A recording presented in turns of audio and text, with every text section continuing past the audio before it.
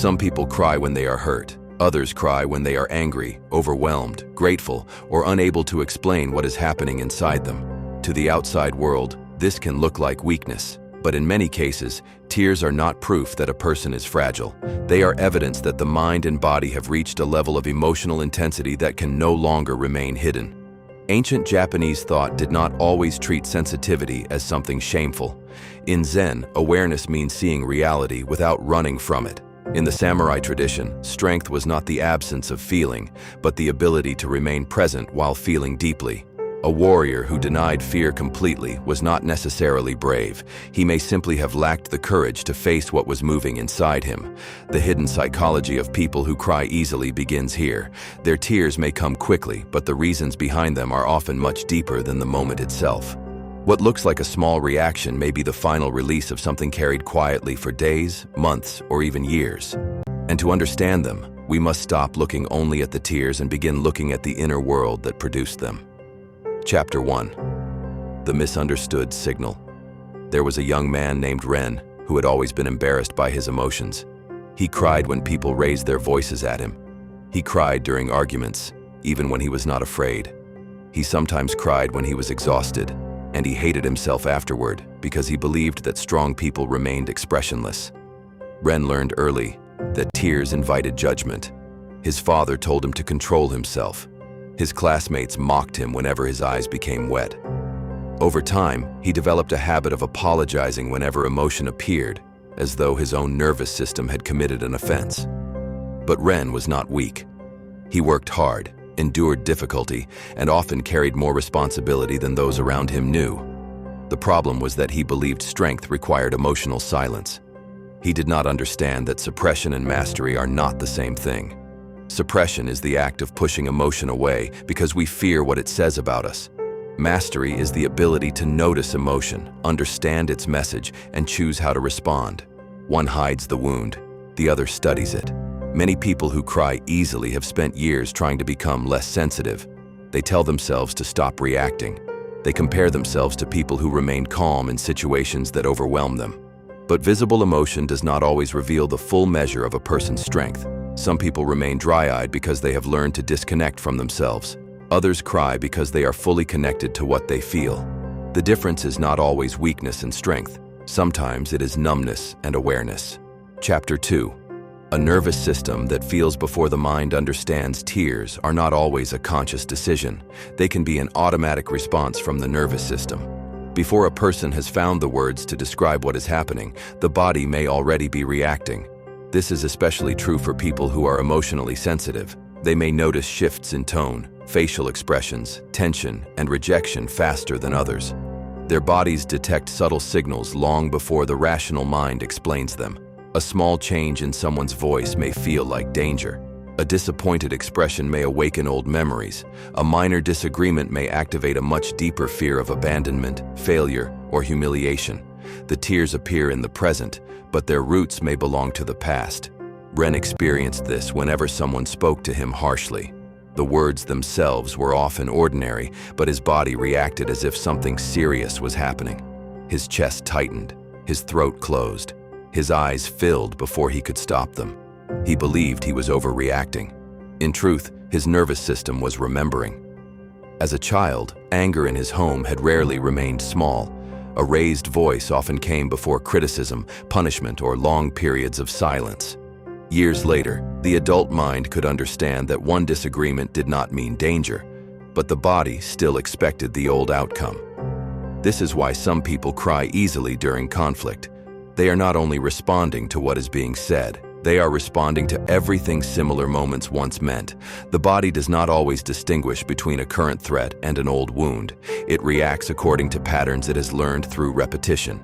Until these patterns are recognized, the person may feel confused by the intensity of their own response. Zen practice begins with observation, not judgment, not punishment, but observation. The goal is to see the mind clearly enough that automatic patterns become visible. A person who cries easily must learn to ask a different question.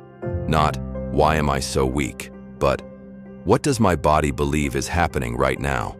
That question creates distance between the person and the reaction. The tears are no longer an enemy. They become information. Chapter 3. The weight of unexpressed emotion. People who cry easily are not always people who express too much. Often they are people who have been holding too much for too long. They may appear quiet, responsible, and composed most of the time. They may listen to everyone else's problems while saying little about their own. They may avoid confrontation and continue functioning even when exhausted. Then one small event breaks the surface. A delayed message, a careless comment, a broken object, or a minor disappointment causes tears. Others may say the reaction is excessive. Even the person crying may believe the same thing. But the tears are rarely about that one moment alone. Imagine a cup that is already full. One final drop causes it to overflow, but the final drop is not the entire cause. It is only the last addition to a burden that had already reached its limit. Ren often cried late at night after long days.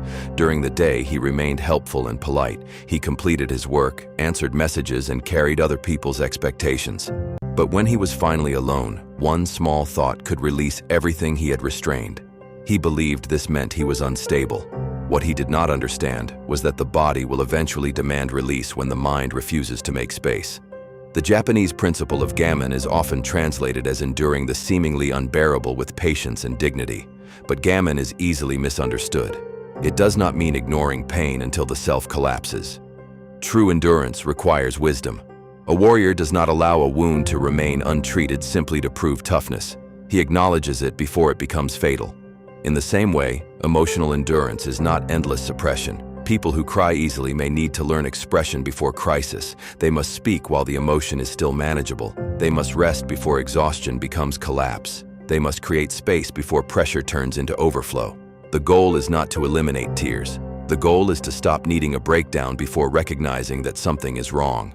Chapter 4. The connection between empathy and tears. Some people cry easily because they feel not only their own pain, but the pain around them. They notice suffering in a room. They sense when someone is pretending to be fine. They absorb emotional tension that others ignore. This sensitivity can become a form of empathy. But without boundaries, empathy becomes exhaustion. A highly empathetic person may carry emotions that do not belong to them. They may feel responsible for everyone's comfort. When someone is disappointed, they feel guilty. When someone is angry, they believe they must fix it. Their tears are sometimes the result of emotional overload. They are processing too many signals, too many needs, and too many unspoken expectations at once. In Japanese aesthetics, there is a concept called mono no aware. It refers to a deep awareness of impermanence and the gentle sadness that arises from knowing that all things pass. Cherry blossoms are beautiful, partly because they do not remain. A moment with someone we love is precious because it cannot be repeated forever. The sensitive person often feels this truth more intensely than others. They may cry at music, memories, kindness, or beauty. They may cry when something good happens because they can sense how fragile the moment is. Their tears are not only sadness, they are a response to the depth of being alive. This kind of sensitivity should not be mocked, but it must be guided. A person who feels deeply must learn where their responsibility ends. They can care without absorbing every emotion. They can offer compassion without becoming the container for another person's entire suffering. Ren had spent years believing that it was his duty to keep everyone around him calm. If a friend was upset, he felt responsible. If his family was disappointed, he blamed himself. He entered every room searching for signs of tension. His emotional sensitivity had become constant vigilance. The lesson he needed was not to stop caring. It was to stop carrying what was never his to hold. Chapter 5. Tears. During anger. One of the most misunderstood experiences is crying while angry. Many people believe anger should look hard, loud, or controlled.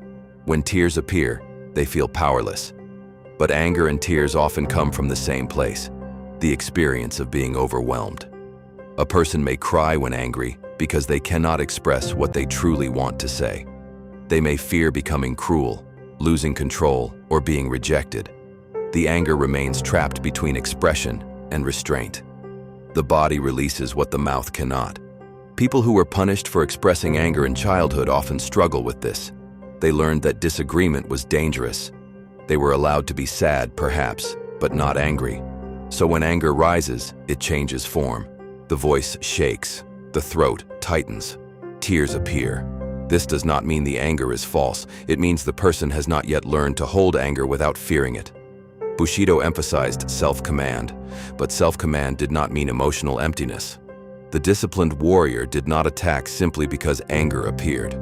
He observed it, contained it, and acted according to principle. Anger can reveal that a boundary has been crossed.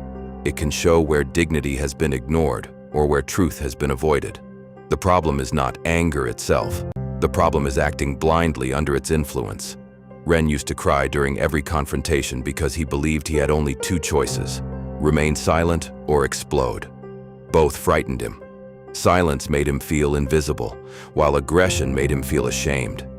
His transformation began when he discovered a third choice. He could speak firmly without becoming cruel.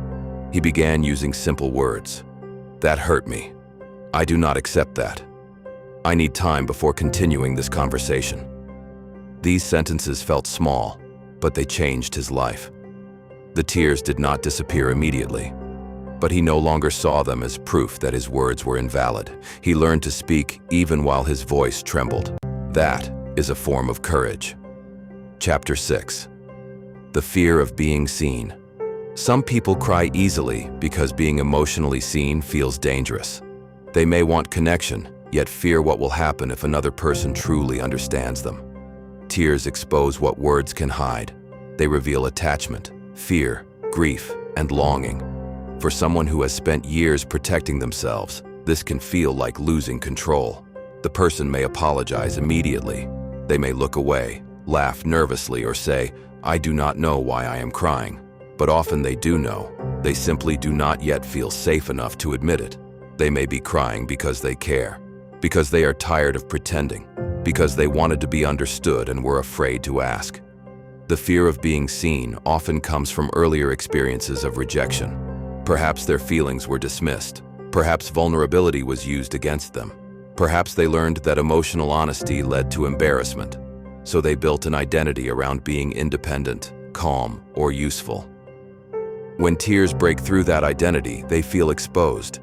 Zen teaches that suffering increases when we cling too tightly to a fixed image of ourselves. The strong one, the calm one, the one who needs nothing. These identities can become prisons. A person does not become free by defending an image. Freedom begins when they no longer need to prove that they are untouched. Ren had built his entire self-image around being dependable. He helped others, solved problems, and avoided asking for support. He feared that if people saw how much he struggled, they would lose respect for him. But the opposite happened when he finally spoke honestly to someone he trusted. He did not become smaller. He became more real. The tears that once felt humiliating became part of a truthful conversation. They were not the end of his dignity. They were the end of his disguise. Chapter 7. Sensitivity without discipline. There is also an uncomfortable truth. Not every emotional reaction should be accepted without examination.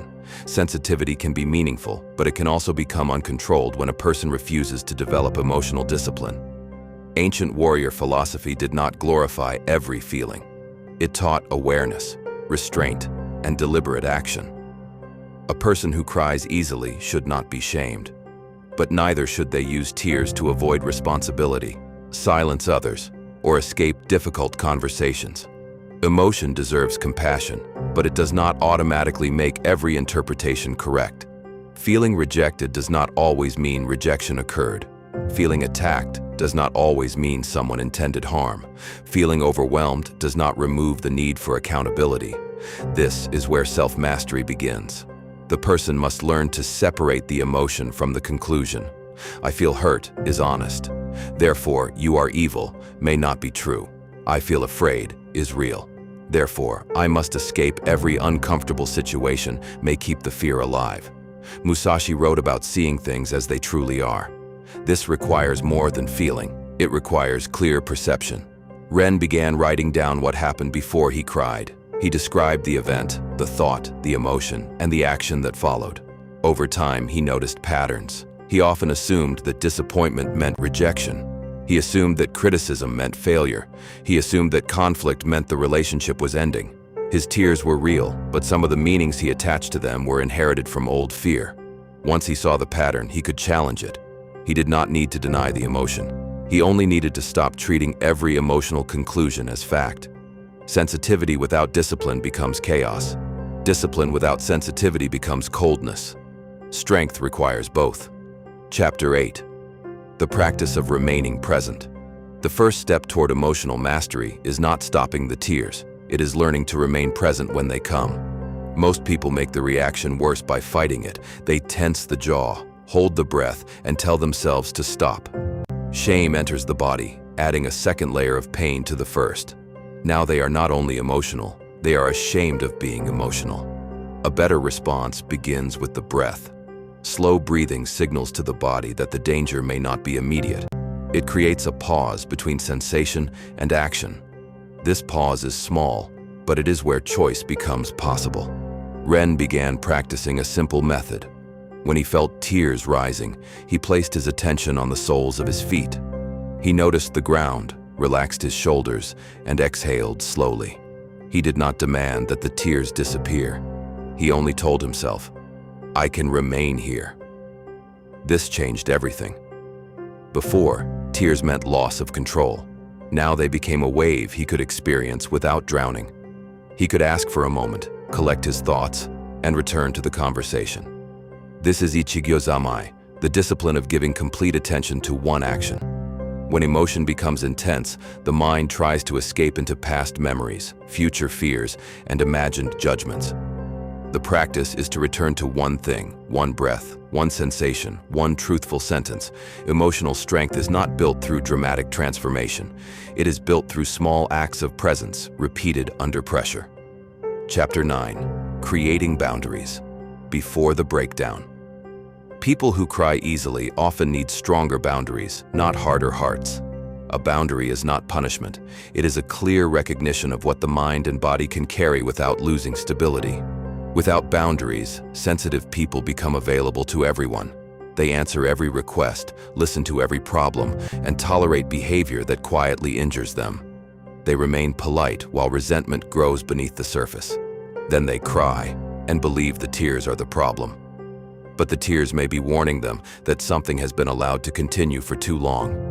Ren noticed that he became most emotional around people he could not say no to. He feared disappointing them, so he accepted demands he did not have the energy to meet. Each agreement created more internal pressure. His recovery required a new form of discipline. He began disappointing others in small, honest ways. He said, "I cannot do that today." He said, "I need time alone." He said, "I am willing to help, but not in that way." At first, guilt followed every boundary. But guilt does not always mean a boundary is wrong. Sometimes it means a person is doing something unfamiliar. The samurai understood the importance of position. A warrior who allowed himself to be surrounded carelessly had already lost part of the battle. Emotional life is similar. A person must choose where to stand, what to allow near them, and what must remain outside. Compassion without boundaries becomes self-abandonment. Strength does not require becoming less caring. It requires caring without disappearing. Chapter 10. Turning sensitivity into perception. Sensitivity becomes powerful when it is trained. An untrained sensitive person is easily overwhelmed. A trained sensitive person notices what others miss without being controlled by it. The same emotional depth that causes pain can produce wisdom. It can make a person attentive, creative, compassionate, and deeply aware of human nature. But this transformation requires practice. Ren began spending time in silence each morning, not to escape emotion, but to observe it before the day became noisy. He noticed which thoughts created tension and which responsibilities were not truly his. He began to understand that sensitivity was not the enemy. Confusion was the enemy. Suppression was the enemy. Lack of boundaries was the enemy. His tears became less frightening because they no longer arrived without meaning. When they came, he listened. Sometimes they told him he was exhausted. Sometimes they revealed grief he had avoided. Sometimes they appeared because something beautiful had touched him. And sometimes they were simply the body releasing pressure. Not every tear requires a story. Not every emotional moment requires analysis. Part of maturity is knowing when to investigate and when to let the wave pass. Chapter 11. The quiet strength of those who feel deeply. The world often rewards people who appear unaffected. Calm faces are mistaken for strong minds. Silence is mistaken for certainty. But appearance alone tells us very little. Some of the strongest people cry easily because they have not allowed pain to make them numb. They still feel compassion after betrayal. They still experience tenderness after hardship. They still respond to beauty in a world that encourages detachment. This is not weakness, it is a form of preservation. However, feeling deeply is not enough. The person must also learn to stand firmly. They must become capable of carrying emotion without surrendering direction. A tree bends in the wind, but it remains rooted. If it refuses to bend, it may break. If it has no roots, it will be carried away. This is the balance sensitive people must develop. Flexibility without collapse, feeling without losing identity, compassion without self-erasure. Ren did not become someone who never cried. That was never the goal. He became someone who no longer feared his own tears. He stopped apologizing for every emotional response. He also stopped expecting others to manage his emotions for him. He learned when to speak, when to pause, and when to leave. His sensitivity remained, but it was no longer without structure. Chapter 12.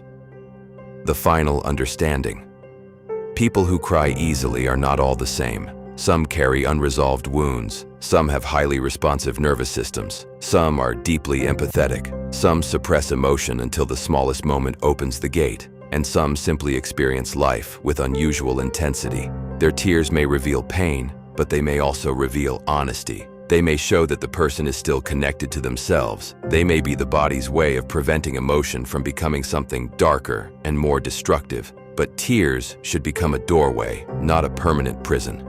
The lesson is not to harden the heart. It is to strengthen the container that holds it. This means learning the patterns behind emotional reactions. It means resting before collapse, speaking before resentment, and setting boundaries before exhaustion. It means observing feelings without allowing every feeling to command action. The warrior does not destroy his humanity to become strong. He trains it. He learns that fear can be faced, anger can be guided, grief can be carried, and sensitivity can become perception. He does not become less alive. He becomes less controlled. So when tears come, do not immediately ask how to stop them. Ask what they are revealing. Perhaps they are exposing an old wound. Perhaps they are warning that you have carried too much. Perhaps they are showing that something matters more deeply than you were willing to admit. Listen without shame. Then breathe, stand still, and choose your next action carefully. The strongest person is not always the one who never cries. Sometimes it is the one who can cry, understand why, and still walk forward with dignity.